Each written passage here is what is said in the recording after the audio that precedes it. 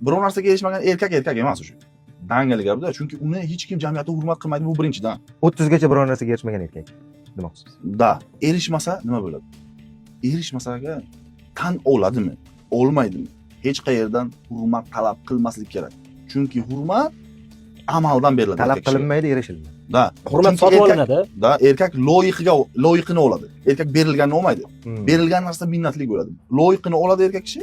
Loyiq bo'lsa, qadr bergani uchun hurmat ko'radi. U hayvonchalarni, ayollarni, pishaklarni, bolalarni shunday yaxshi ko'radi. Erkak qadr qiymat bergani uchun erkak bo'ladi, tamom.